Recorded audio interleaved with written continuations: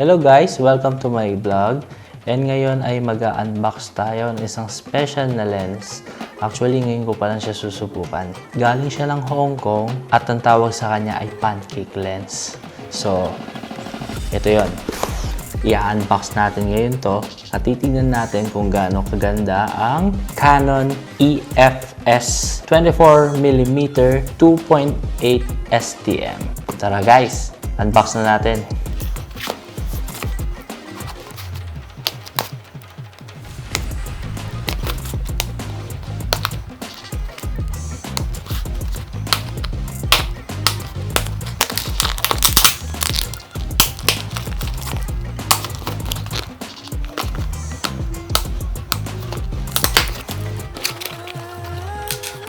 Ito guys, lalabas na natin.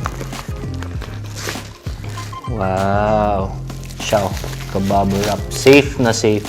Galing pa siya ng Hong Kong pero yung box maayos. Kahit itong box especially walang lukot eh. So, shout out Shopee. Ooh! 24mm f2.8 STM. Original po siyang Canon. So, ito guys, buksan na natin. So, ang unang lumabas, instruction, manual na pagkakapal-kapal. Solid kapal. Grabe, oh. Ito, dyaryo. Meron siyang takip dito. At ayun, the lens itself. Naka-bubble wrap pa rin siya. Nakalagay siya sa ganito. Safe na safe. Tapos ng bubble wrap, naka-plastic pa siya. At may kabigatan siya, ha? In fairness. Mabigat-bigat siya. So guys, ito na ang Canon 24mm 2.8 STM. Show. Ooh. Nice, diba? May takip. Tsaka ang premium ng look. Ang bigat niya, oh. Premium na premium look. Wow, what a lens. No.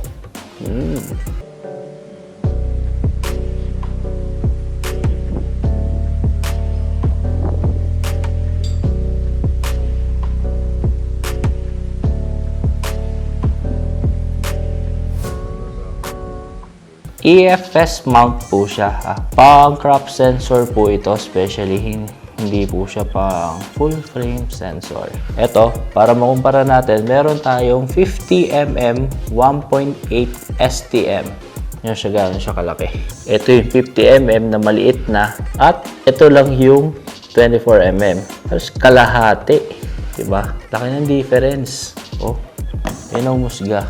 Meron siyang autofocus and manual focus.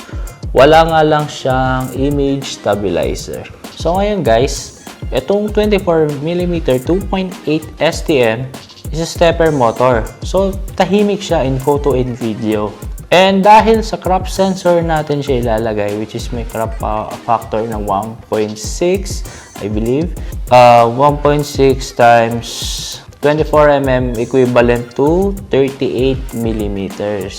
And kaya ko po siya binili dahil bukod sa 24mm siya at 2.8 ang minimum aperture niya. Dahil nagsushoot po ako, gumagamit ako kasi ng Canon 200D Mark II.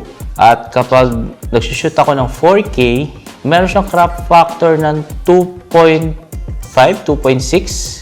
So, naka-crop ng 60 plus millimeters ang equivalent niya kapag naka 4K video ka. And kapag naka 1080p ka lang, 38mm ang equivalent niya. So, kung magte 1080p ka lang, okay lang.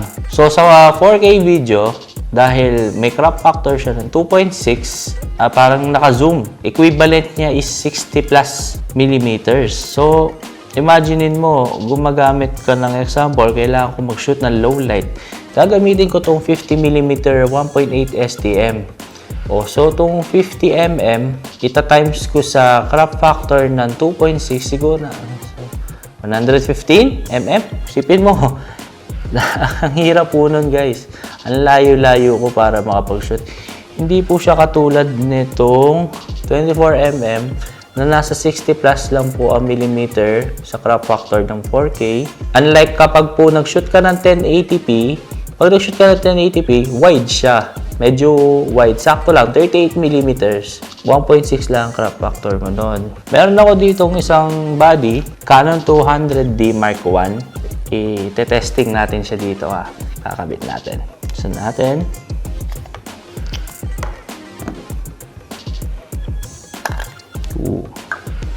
At syempre, dahil EFS mount to, dito natin sa puti ilalagay. Sa puti na sa dito. So, ayan siya guys. Ang liit niyang tignan, no? Ang liit niyang tignan. Solid. Literal na pancake lens siya. So, ito ang itsura ng 24mm. Ganito naman pag nakakabit ang 50mm. At ganito naman kapag nakakabit ang EFS 1855 STM kit lens, for short, kit lens. Ayan, ang laki ng difference, di ba? Pag tinanggal ko pa itong takip, parang digicam, alam mo yun, parang laruan, mukha siyang laruan, solid. Mukha siyang laruan, di ba? Napakaganda niya guys, napakaliit lang niya, di ba? Pag ginanyan ko yung hindi mo naman mahalata pag ginanyan ko na siya. Hindi mo mahalata na mayroon akong lens dito. So, ang kanyang filter size is 52mm. Ooh. Malaki siya ng konti sa diameter ng 50mm 1.8 STM which is 49mm. So, bibili kayo ng variable ND or mga ND filter.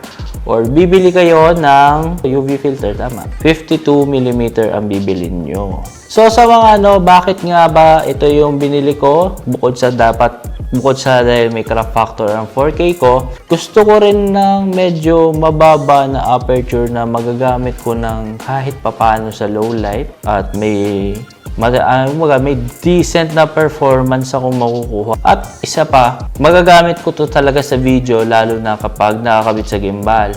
So, ito yung gimbal natin. So, ngayon guys, susubukan natin siyang ilagay sa gimbal. Ibabalance natin siya dito. Kasi, syempre, hindi na mabigat yung lens eh. So, parang body lang yung nakalagay dito. So, ngayon, lalagay natin. Ang gamit po nga po na natin ay DJI RSC2. Then, ibabalance natin dito sa ating gimbal. Uy. Usually, nakalikod to ng konti kahit sa 50mm. Uy. Nadala ko na siya sa harap. So, mabigat siya ng konti sa front. Sa back side. Balance lang natin. Yan. Ito. Right. Okay. Yan natin ng ganon. Then, susog na tayo ng konti dito. Ano na natin siya on. Ganda niya guys, oh. Ganda. Parang medyo bawas ang timbang. Ayan, oh. Diba? Yan. Parang siyang walang lens, oh. Titignan mo siya guys, parang talagang lens eh. Oh. Kaya mo siya paikutin. Para siyang walang lens. Diba? Ang galing.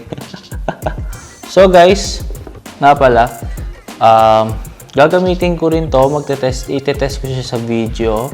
And itetest ko rin siya sa iba pang photo. Lalo na sa portrait. Kasi pwede mo siya magamit sa portrait. Konting landscape or product shoot, magagamit natin siya, no?